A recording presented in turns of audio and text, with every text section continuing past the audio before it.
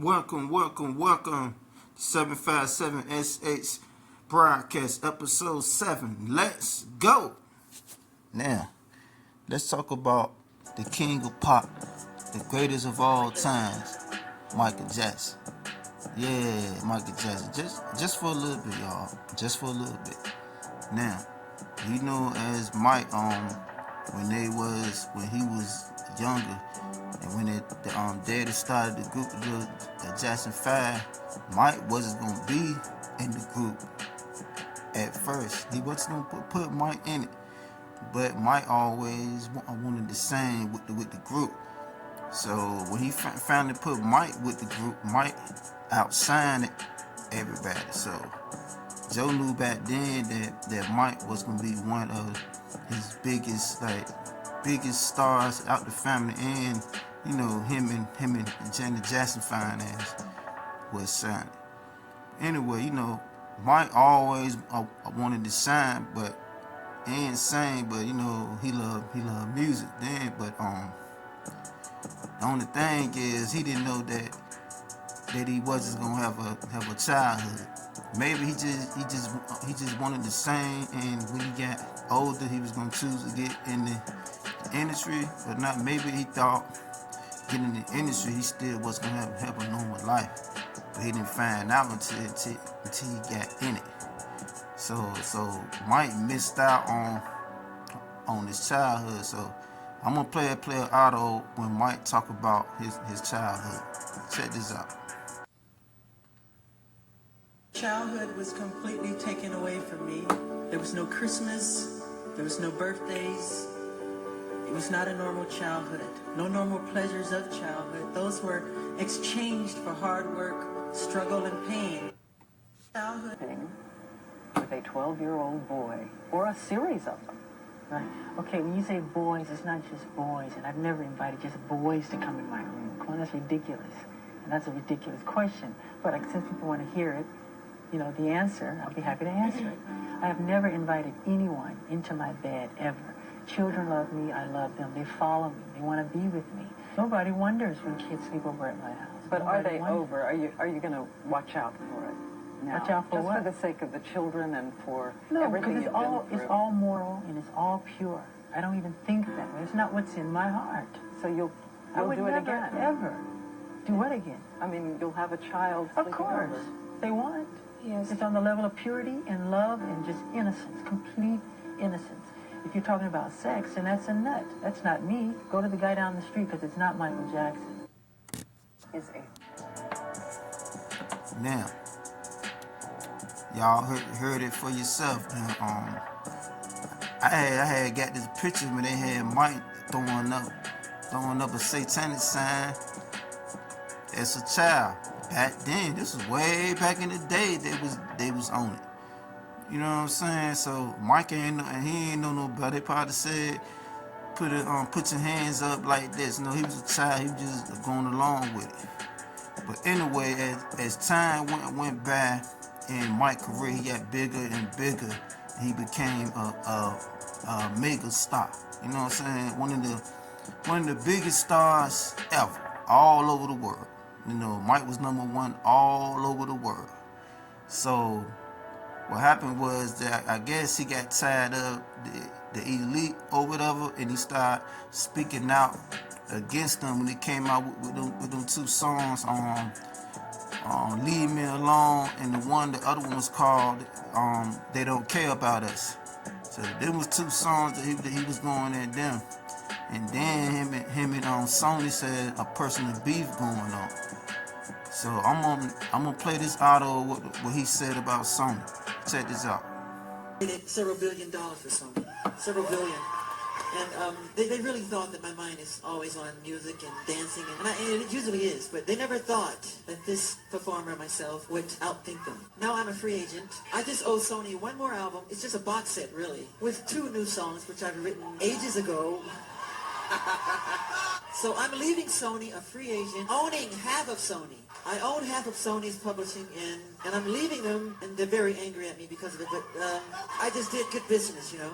The way they get revenge is to try and destroy my album. And Tommy Mottola is a devil. I'm not supposed to say what I'm going to say right now, but I have to let you in on a secret. Say it. Mariah Carey, after divorcing Tommy, came to me crying.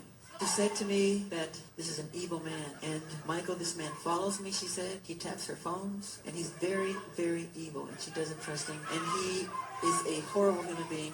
And we have to continue our drive until he's terminated. Now, everybody think that the beef was about that he got killed over because he owned half of Sony. But no, it wasn't about that. It was about Mike Catalog. Mike Catalog and the catalog, and he had bought the Beatles catalog. You know what I'm saying? But first, let me play this audio where he can be talking about what's in his catalog. Check this out. But then they shifted from the focus of the trial to saying you are broke. And last week, people calling in all around the nation saying, is Michael broke? Michael, are you broke? That's not true at all. It's just one of their many schemes to embarrass me and to drag me through mud. And it's the same pattern like I told you with these other people in the past. It's the same pattern. So don't believe any of this, this is tabloid, sensationalized kind of gossip. Well, how did the money issue get in the first place? A number of people called saying they thought it was about the Sony catalog. What's in that catalog? In my Sony catalog is all the Beatles music, all of, Little Richard's music. I own Sly and the Family Stone. I own such a volume of I own Elvis, so many Elvis songs, and it's a huge catalog. It's very valuable. It's worth a lot of money, and there is a big fight going on right now as we speak about that. Now, I can't say whether or not. I can't comment on it. There's a lot of conspiracy. I'll say there's a lot of conspiracy going on as we speak. Now, y'all heard it for yourself. Mike had a catalog that was worth money. You know what I'm saying? And then he had bought the Beatles catalog for $48 million, right? $48 million, and his people told him not to do it. But before he got killed, the Beatles catalog was worth $2.1 billion. Y'all hear me? He paid $48 million for it, but when he got killed, it was worth $2.1 billion. So you know they couldn't let Mike get away with that. So they had to find a way to take him out so they can take that catalog from him and take his catalog, because they know that they was gonna make millions off of them catalogs forever. So they had to take Mike out. So it wasn't about him owning the half of Sony's. It was about his catalog. For example, just like R. Kelly, they knew he was out there smashing them underage girls and all that. You know what I'm saying? They knew all that. As long as how Kelly was gonna give that catalog, he was good. But I guess they couldn't get it from him. So what they do? They exposed him and they destroyed him, and they took his catalog. That's what it's all about. It's all about money, y'all. That's it. Anyway, shout out to Michael Jackson, man. Rest in peace. Yeah. And let's get on over to Wallo and no, my bad. Gillie the Kid and Wallo. That little broadcast they got $1 million worth of game. I'm gonna say $1 million worth of trash. Cause you know what's going around it is saying that you sacrifice the Gillie the Kid sacrificed his son. And I guess Wallo did that little gay ritual. He must have took that dope. You know what I'm saying? But anyway, I got this auto with Gillie the Kid talking about don't believe this and he ain't sacrificed his son. So check this out. Tragic. The Illuminati sacrifice and all that dumbass shit online. The Illuminati came down North Philly and killed my son. Shut the fuck up. I see some dumb shit like that online. Cause you niggas trying to get views and likes. What Jay-Z say? Give the kid, set your lying mouth up. Just shut up, man. Before I go in on you, I'm gonna play this clip from Wallo that they had a guest on their show, and then he was asking the guest, did anybody come see you yet? Anybody come talk to you that can take you to the next level? Check this out. Yeah. Did Hollywood call you yet? I mean, you know, yeah, I'm a part of that. At the Hollywood. You know what I'm saying? I got a Hollywood agency. You know what I'm saying? Let me in ask that you a loop. question, right? I can't say too much, but I'm going to say it. Has it ever been a time where it's though, have you ever got a visitor? A visitor. Like somebody come to your house? How can I explain this? When you're getting to certain levels and you're glowing up, somebody come see you. And want to come talk to you? Somebody come and see you to help you go to the next level. A lot of people, you know how you might see somebody that's not that talented or not that funny or whatever, and all of a sudden they be all the way up here and you trying to figure out how that happened. Now I'm going to rephrase this question. Have anybody came to visit you? Nah. Hell nah. Nah. Damn, Gillie kid. This is what y'all did.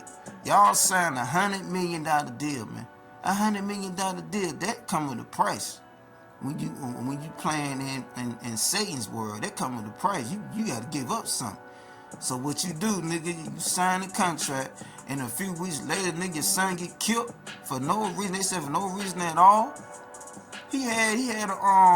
His son had a group called Mac and Cheese. You know what I'm saying? It was hard. I like their music. He was coming up, and then you can go and then had a boy killed over greed, money, power, success, fame.